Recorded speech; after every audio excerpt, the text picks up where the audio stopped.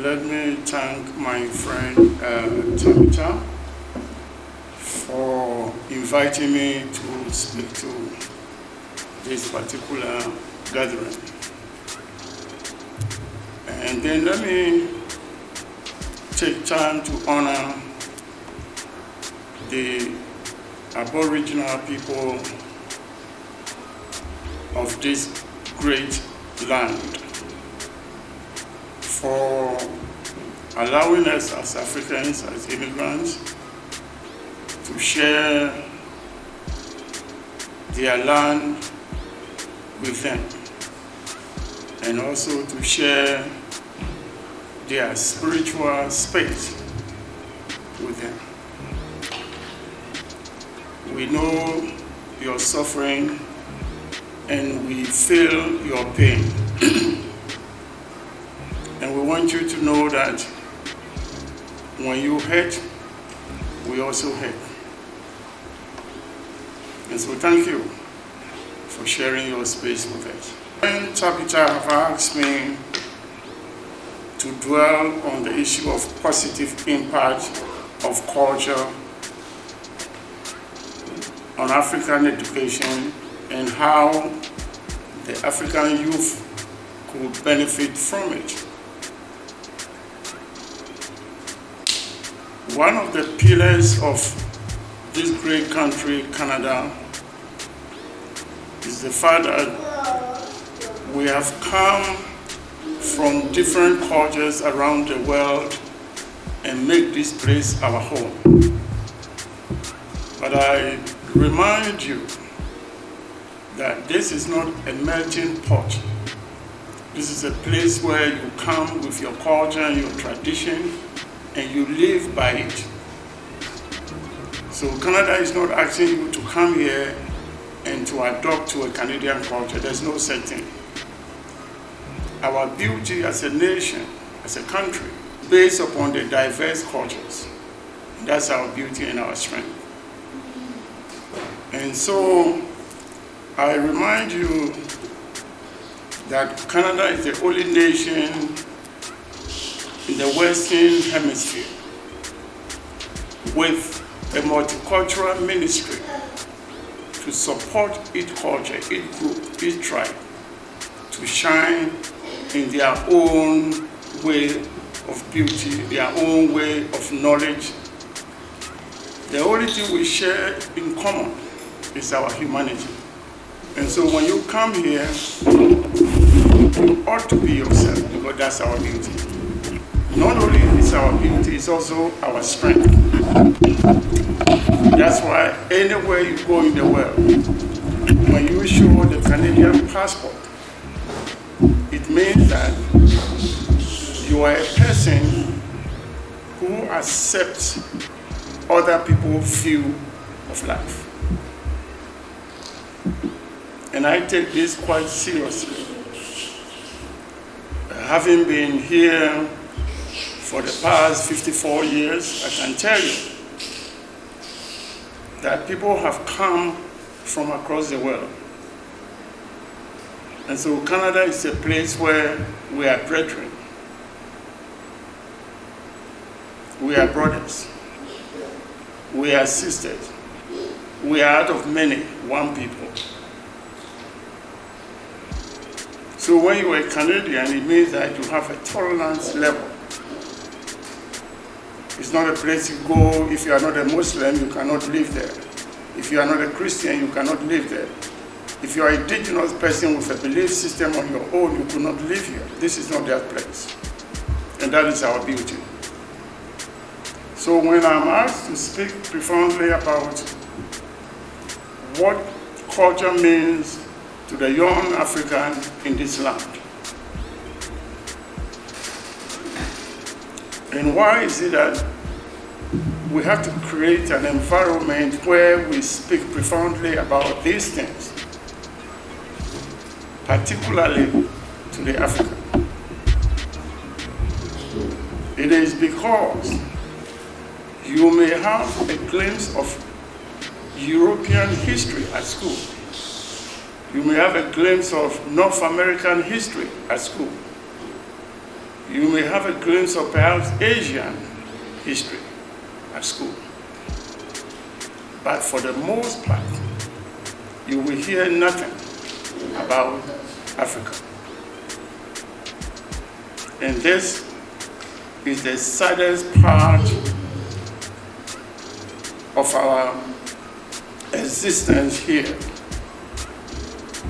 When you realize that you are the most ancient of human civilization. And why is it that your stories are not being shared in the classroom? So our responsibility is to give to ourselves what they refuse to give to us. And so as an African, we take indigenous knowledge very seriously, because that will be the very foundation of who you are. It's an identity. And so I will ask somebody to tell me,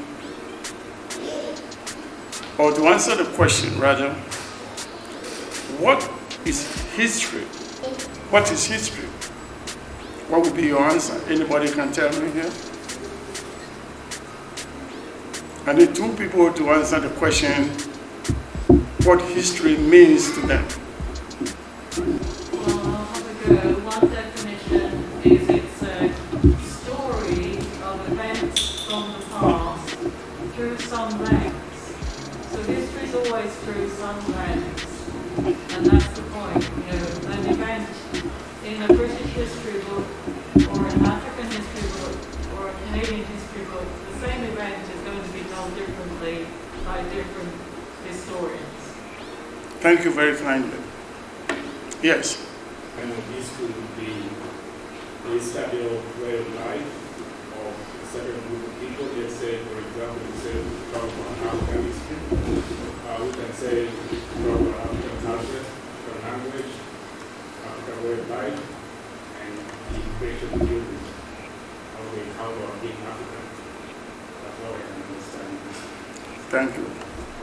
It from another angle, and you've all given quite reasonable answers.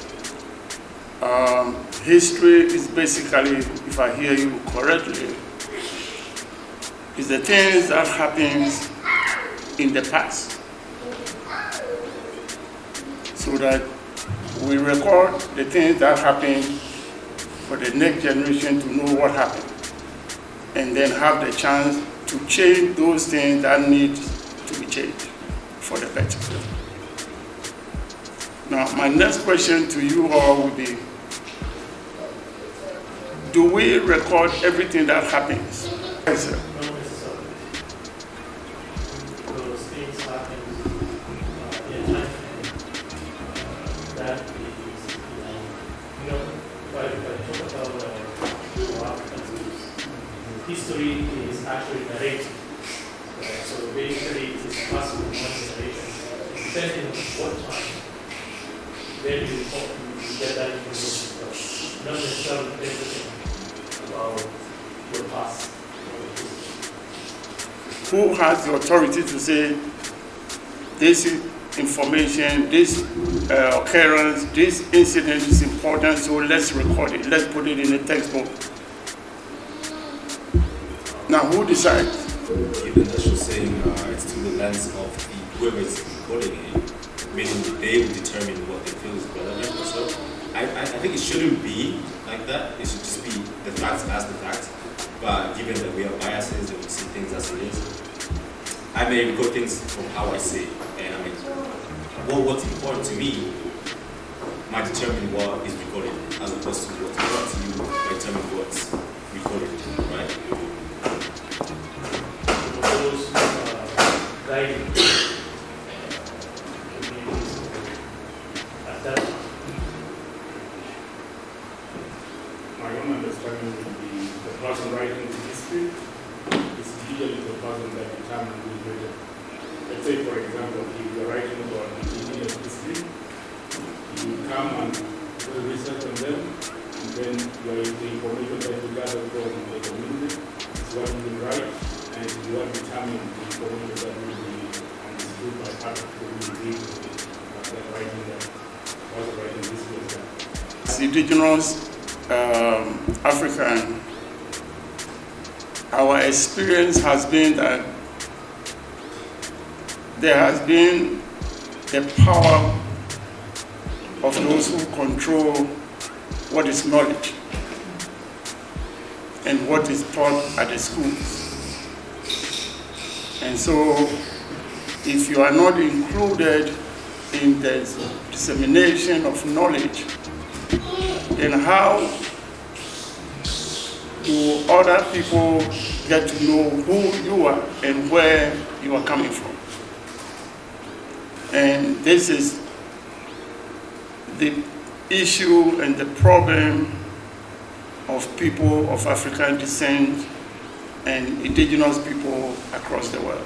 When I use the word indigenous, it means people who are historically connected to a piece of land, that they make most of their living from the land, that they are connected to the natural order.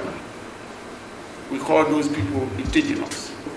If your history as an African is not in the schools, how do we treat this issue moving forward as you are here now? How do you suggest we allow people to know that we are here, we are part of you, we are part of the human history, we've been in the world from beginning of time, and our ancestors did great things, and we have stories to share with you so that we know that to tell our story. So we are here to let the world know, in the world of a very brilliant African writer, Chimamanda Ngozi Adichie from Nigeria, he said the danger of a single story. Because the world sees Africa through a single lens, poverty. But we are more than a single story.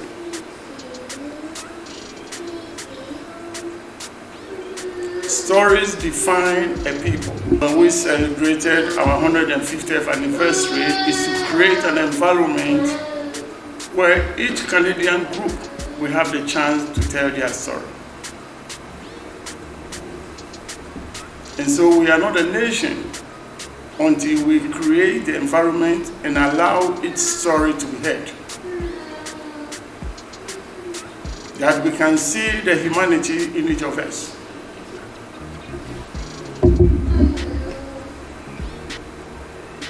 And the lady who spoke before me mentioned trauma. And I heard her say, trauma is something you can inherit. And so as people of African descent, we carry a trauma. From slavery, we carry trauma. And so there's a certain way we deal with it. But because you refuse to see where we're coming from, you disregard us. Because you don't feel our pain. Jewish person, you carry a trauma. If you are Japanese, you carry a trauma. If you are a native, you carry a trauma.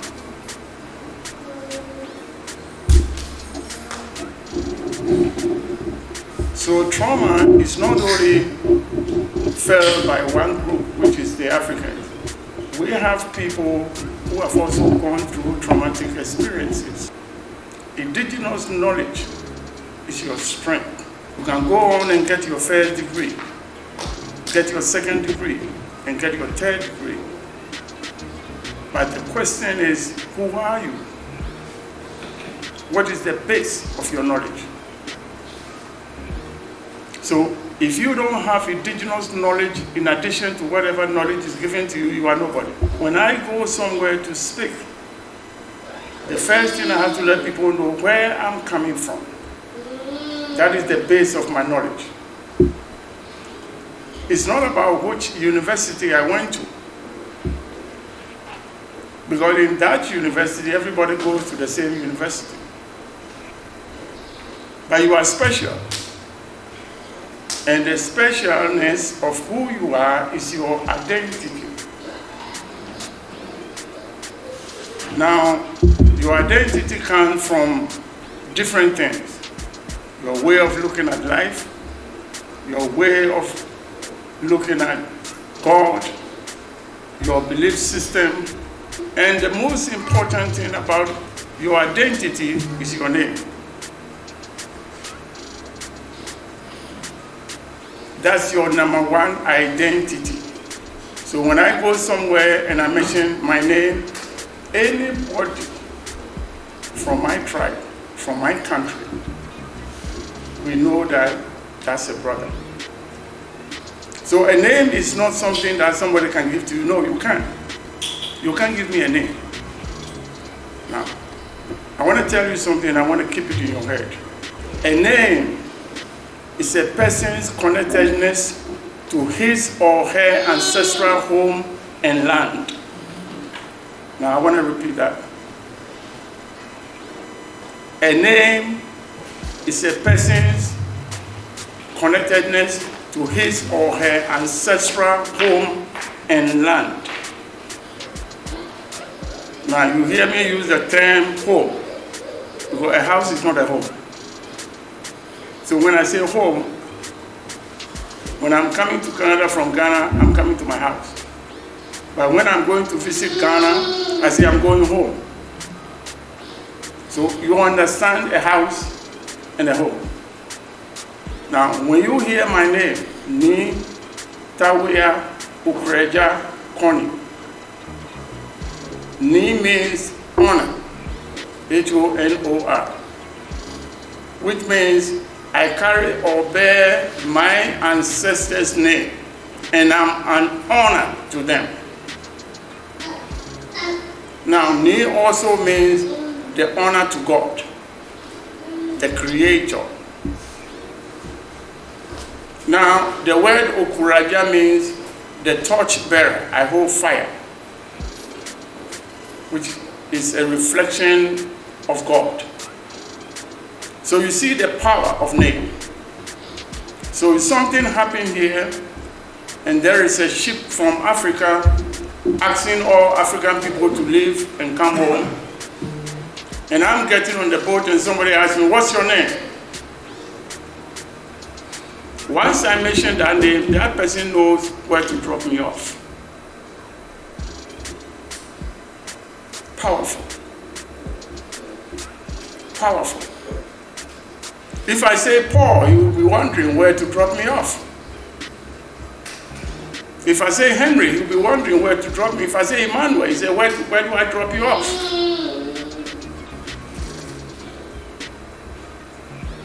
So when I was Christian, I went to a Christian school. My parents made sure the pastor does not change my name. I was given a name that I would carry as a symbol of hope, to assure continuity. So I am well grounded, and I want to end by saying to you that wherever you are as an African, you are an ambassador. As a young man, as you go around this country, you are not an individual.